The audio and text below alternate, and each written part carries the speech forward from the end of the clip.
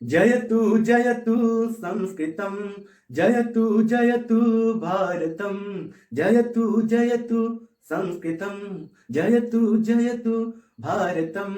प्रिय छात्राः, नमो नमः।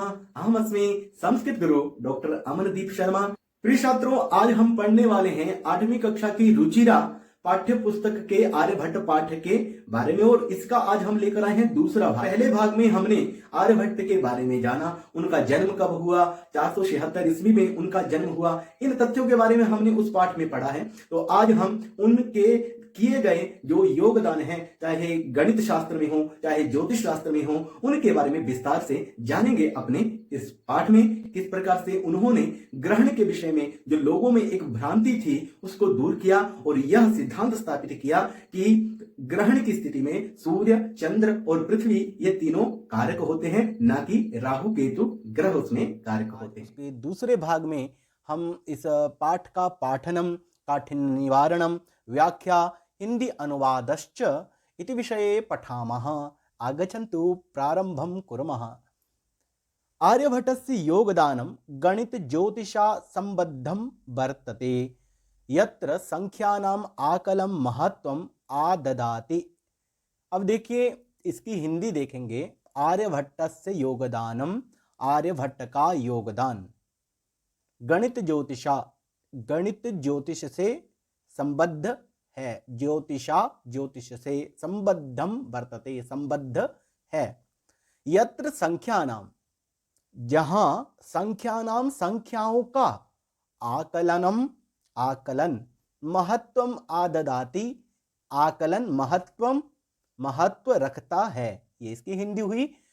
अगली जो हमारी पंक्ति है, आर्यभट्टः फलित ज्योतिष शास्त्रे न विश्वसिति स्म।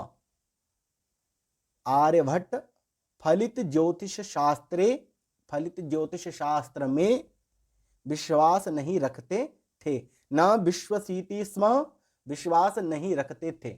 स्म का जो प्रयोग होता है ये भूतकाल की क्रिया को बताता है। विश्वसिति स्म, विश्वास नहीं रखते थे। गणितीय पद्धत्या कृतम आकलनम आधृत्य एव तेन प्रतिपादितम यद ग्रहणे राहु केतु नामकौ दानवौ नास्ति कारणम। गणितीय पद्धति से किए गए आकलन को लेकर ही, पद्धत्याकृतम, पद्धति से कृतम किए गए, आकलनम आधृत्य, आकलन को लेकर, एव ही तेन प्रतिपादितम, उन्होंने प्रतिपादित किया कि ग्रहणे, ग्रहण में राहु केतु नामक दानव कारण नहीं है। तत्र तु सूर्य चंद्र पृथ्वी इति त्रीणि एव कारणानि। तत्र तु, वहां तो, सूर्य चंद्र पृथ्वी, यह तीनों ही कारण हैं। सूर्यं परितः भ्रमन्त्याः पृथिव्याः चंद्रस्य परिक्रमा पथेन संयोगाद ग्रहणं भवति। ग्रहणम कथम भवति, ग्रहण कैसे होता है? तो क्या बताया कि सूर्यम परितः, सूर्य के चारों ओर, भ्रमंत्या पृथिव्याः, भ्रमण करती हुई पृथ्वी के, चंद्रस्य, चंद्रमा के, परिक्रमा पथेन, परिक्रमा पथ से, संयोग से ग्रहण होता है। ग्रहण कैसे होता है आइए दिखाते हैं आपको। इस चित्र को आप ध्यान पूर्वक देखिए। मध्य में लाल रंग में आपको सूर्य दिखाई दे रहा है और उसके साथ आपको थोड़े हरे नीले रंग में यहाँ पृथ्वी दिखाई दे रही है और साथ में सफेद रंग में आपको यहाँ चंद्रमा भी दिखाई दे रहा है। इसका नाम भी यहाँ पर लिखा गया है। तो देखिए, ये हमारी पृथ्वी किस प्रकार से सूर्य के चारों ओर चक्कर लगाती है, और उसके बाद ध्यान से देखिए कि ये जो चंद्रमा होता है ये पृथ्वी के चारों ओर चक्कर लगाता है। तो इस प्रकार ये तीन ही कारण जो है ग्रहण के माने गए हैं। यदा पृथिव्याः छायापातेन चंद्रस्य प्रकाशः अवरुध्यते तदा चंद्र ग्रहणं भवति। चंद्र ग्रहण कैसे होता है ये आपको जानना चाहिए कि यदा, जब पृथिव्याः, पृथ्वी के छाया पड़ने से चंद्रमा का प्रकाश रुक जाता है तो चंद्र ग्रहण होता है। चित्र को आप फिर से देखिए ध्यान से। यहां पर जो स्थिति है, देखिए सूर्य, सूर्य के आगे पृथ्वी और पृथ्वी के आगे क्या है, चंद्रमा है। तो सूर्य से आने वाला जो प्रकाश है वो पृथ्वी पर पड़ रहा है, पृथ्वी आगे है, इसलिए उससे पीछे होने वाला जो भाग चंद्रमा है उसके ऊपर अंधेरा आएगा। अंधेरा आने से हमें ऐसा लगता है कि चंद्रमा जो है वो काला हो गया है। तो जो काला भाग है, चंद्रमा का जो काला भाग दिखाई देता है वो चंद्र ग्रहण होता है। वो काला भाग किसके कारण होता है, पृथ्वी की छाया पड़ने के कारण वो काला भाग होता है। तो इसी को चंद्र ग्रहण कहते हैं। आगे देखिए, तथैव पृथ्वी सूर्ययोः मध्ये समागतस्य चंद्रस्य छायापातेन सूर्य ग्रहणम दृश्यते। अब बात आती है सूर्य ग्रहण की। तो सूर्य ग्रहण कैसे होता है, तथैव वैसे ही पृथ्वी सूर्ययो मध्ये, पृथ्वी और सूर्य के मध्य में समागतस्य आए हुए चंद्रस्य, चंद्रमा की छायापातेन, चंद्रमा की छाया पड़ने से सूर्य ग्रहण दिखता है। तो सूर्य ग्रहण कैसे दिखता है, पृथ्वी सूर्ययो मध्ये समागतस्य चंद्रस्य छायापातेन सूर्य ग्रहणम दृश्यते। आइए देखते हैं इसमें अब की जो स्थिति है वो देखिए कैसे है।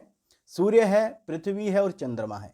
जब चंद्रमा पृथ्वी के चारों ओर चक्कर लगाता हुआ इस जगह पर आ जाता है, अर्थात सूर्य और पृथ्वी के मध्य में आ जाता है, तो सूर्य का प्रकाश चंद्रमा के ऊपर पड़ता है और पृथ्वी के ऊपर, क्योंकि यदि हमारे आगे, जैसे हम लाइट में खड़े हैं और हमारे आगे मान लीजिए छाता लगा दिया जाता है, तो क्या होगा, वो प्रकाश हमारे ऊपर आ पाएगा, नहीं आ पाएगा। वैसे ही चंद्रमा के बीच में होने से पृथ्वी पर जो सूर्य का प्रकाश है वो नहीं आ पाता है और इसका नाम क्या है, सूर्य ग्रहणम। तो दो चीजों को हमने ध्यान में रखना है कि जब पृथ्वी बीच में होती है तब होता है चंद्र ग्रहण, और जब चंद्रमा मध्य में आ जाए तो क्या होता है, सूर्य ग्रहणम। तो मुझे लगता है कि आप इस बात को अच्छे से जान गए होंगे। तो आगे बढ़ते हैं। समाजे नूतनानां विचाराणां स्वीकारे प्रायः सामान्य जनः काठिन्यम अनुभवन्ति।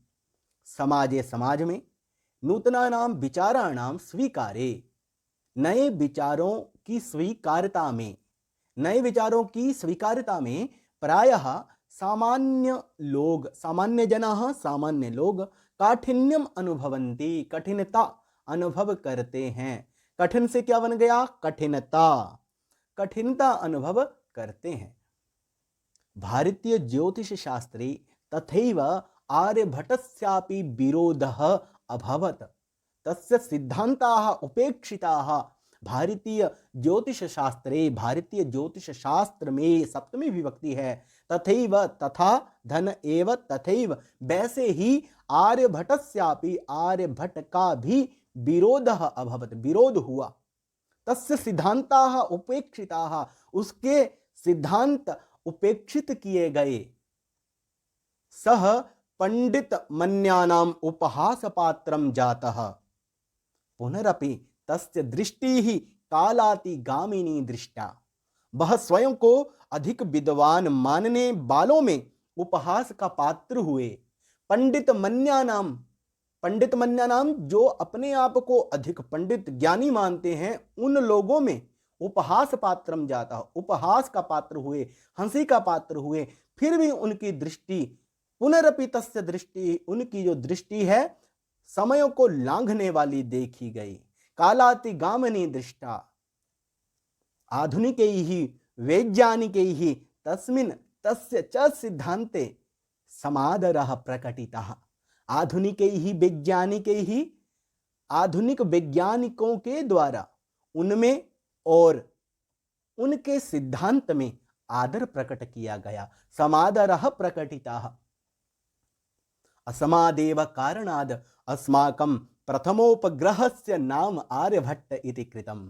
अस्मादेव कारणाद्, इस ही कारण से, कारणाद् कारण से, अस्माकं हमारे, प्रथम उपग्रहस्य, प्रथम उपग्रह का नाम आर्यभट्ट इति कृतम्, आर्यभट्ट ऐसा किया गया।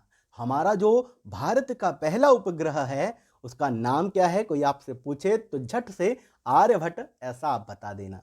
उसके बाद देखिए हिंदी, और हिंदी के बाद अगली पंक्ति देखिए, वस्तुतः भारतीयाः गणित परंपरायाः अथ च विज्ञान परंपरायाः असौ एक शिखर पुरुषः आसीत्।